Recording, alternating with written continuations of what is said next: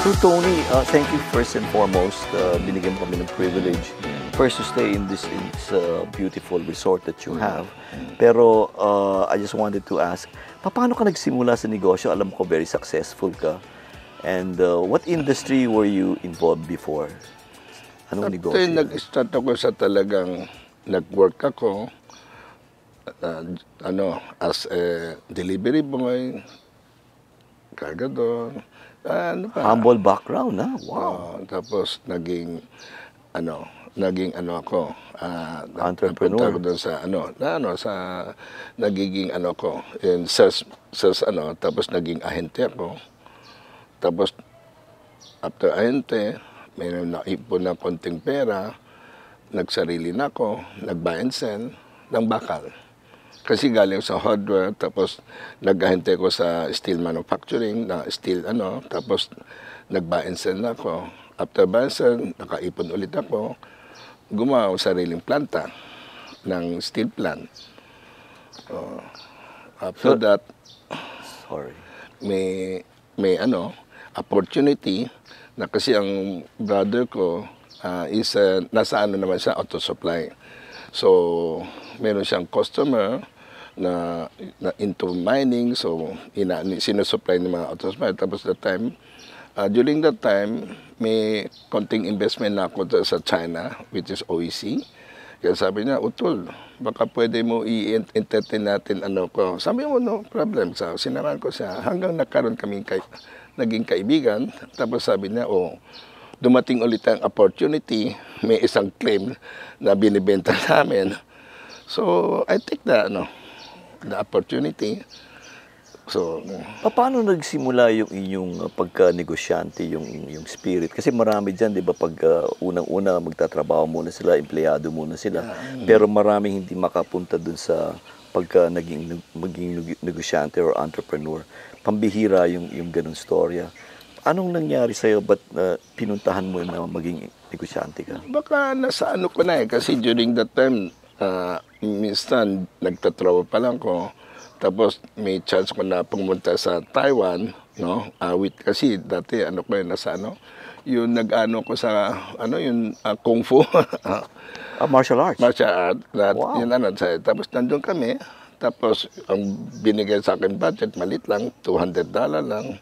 Pero instead na ginastos ko, ginamit ko, bumili ako ng parang yun sa police pag-uwi ko, binenta ko. Kaya lahat ng kasos ko, bawi ko. So siguro yun talagang resourceful ka. Wow. So yun ang siyempre, sa exposure, sa saka importante siguro yung naging kasama ko, environment ko, sinubarkada ko, so puro negosyante, mas matatanda sa akin. So siguro, doon ako natuto sa kanila. So importante yung asosasyon mo, kung sino yung mga nakakasama mo.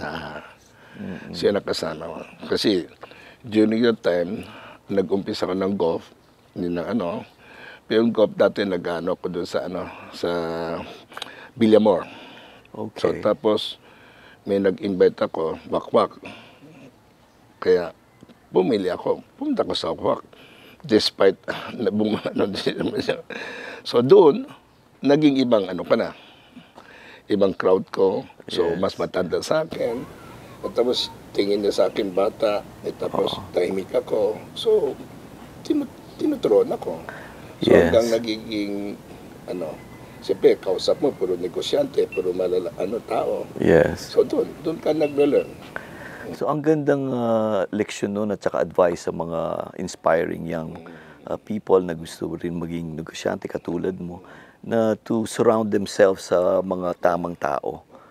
Maging mentor na rin, sila rin nagturo sa iyo sa negosyo. Actually, ang pinaka namin naging success is my mother. Kasi during that time, nakatira kami sa Tondo, which is yung dating Katloban. Okay. Which is very crowded, tapos siyempre yung mga tao doon, puro sugal, sabong. Iba yung impluensya sa'yo. Iba yung impluensya sa akin. Oo. So, ayaw ko mag-aral, gano'n. So, galit rin na, wala siya magawa. So, siya nag-decide. Kasi kami lang, mother ko, kasi So, bininta niyo yung alas niya para makalipat lang kami sa ibang environmental, Yes, yes. So, saka lumipat kami sa Santa Cruz. Tapos sa time, tapos inalok niya sa mga kaibigan niya na maski walang sweldo, basta makapag-aral lang. Makapag-experience sa trabaho without any So, pinili niya ako during that time, akong pangalan lalaki. So, inalok niya sa kaibigan sa hardware. Yung susunod kapatid ko, inalok sa kaibigan niya sa auto supply. Kaya, hiwalay kami doon. I see. So, importante rin yung edukasyon at the same time. Of course, education is a basic knowledge. Alam mo Right. ka. So, mas importante sa is yung on the, di ba? On the job, on the ground. Yes, yes. Yung actual experience. Actual experience. Hands-on talaga ang ginawa mo. Actually, kung pumasok sa isang very hands-on, very focused ako. Doon ako talagang nag-aaral. Ano ba yun? At the same time, habang nag-aaral kayo, na-expose na rin kayo sa trabaho? Umpisa, ang ginawa ng mama ko, during the summertime, pinapano ko instead of vacation kami, nandun ako. Para experience. Pagdating ng summer, meron kang experience. Alam niya, ayaw ko mag-aral. So, sige, trabaho ko na lang. Kaya hindi ako natapos sa pag-aral ko. I see. Actually, sabi nga nila, yung top billionaires of the world, marami doon, hindi nagtapos eh. Sila Steve Jobs, may-ari ng Apple, di ba? Tsaka sila Michael Dell. Marami sa kanila, hindi nagtapos. Yeah. So, paano ka nagsimula naman dito sa Aqua Resort? Ang alam ko, dati nasa steel ka and mining. If you can... Mining, nasa nickel mine ako. At meron din ako mga copper gold na pero under sa exploration stage pa. Okay, okay. So, very enterprising ka talaga. Anong inspiration mo naman to start to get into yung resort and tourism in that sense? By chance kasi yung isang lawyer ko, which is ito din, kasi tama-tama, kasi ito, during that time, financial, nahirapan. So, tapos sabi ko, sige, tignan ko lang. Tapos nakita ko yung structure, pero di pa siya, mga 40 to 50% construction pa lang. Pero yung layout niyan, nakita ko yung concept medyo maganda. So, kaya, nag-decide ako. At the same time, kasi yung anak ko is nag-aral siya, nag-graduate siya ng HRM, which is related dito. Yes, yes, of course. Isip ko, yun ang naging start. Tapos, siyempre, wala akong alam. So, kaya madalas ako dito, nag-aaral sa mga staff ko, ganito, inaano ko. Ang ganda naman itong negosyo na to. It's something different sa'yo, pero pagpunta mo dito, sabi mo nga, hands-on ka dito, mga twice a month, nandito ka just to manage it. Just to learn. And sure, kasi naglearn ako sila sa mga hotel, Pero at the same time, dahil sa experience ko sa negosyo, how many years na, so sinishare ko yung management style ko. At the same time, paano ako mag-isip as an entrepreneur. Yes.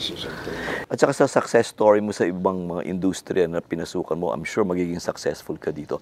Pero may question ako, kasi this is in the other side of the famous, natin sa kabila, sa Boracay. So what made you decide na ano bang ma-offer natin na amenities dito sa kabilang side? This is Balibog? Bulabog. Bulabog. In this Bulabog Beach, anong masasabi natin na why should we invite them over here versus yung sa kabila? Kasi nakita ko doon, overcrowded. Yes. Diba? Sometimes nakita ko din, kasi ang target market ko is more on 30 years above. So sometimes may mga people, mga family, gusto nilang tahimik at medyo relax sila. So, yun ang naisip ko na ko. So, at the same time, siyempre, yung ibang architect namin, amenities namin, ginagawa ko once pumasok ko sa business, ayoko yung pare-pero lang kami. Gusto ko, nakakaiba ko.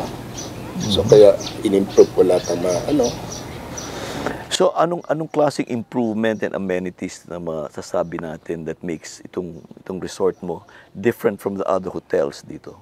aside from may mga amenities na magandang pool namin, pwede i-ano dun sa Mapate, which is last kagabi lang, nagkaroon ng Miss Universe Philippine Pad swimming suit na competition dito, which is at the same time, yung mga family nandito. So, tapos, aside from that, meron din ako nakakaiba, nag-offer din ako yung mga BBIP na pwede using helicopter, private jet, na flew in, flew out.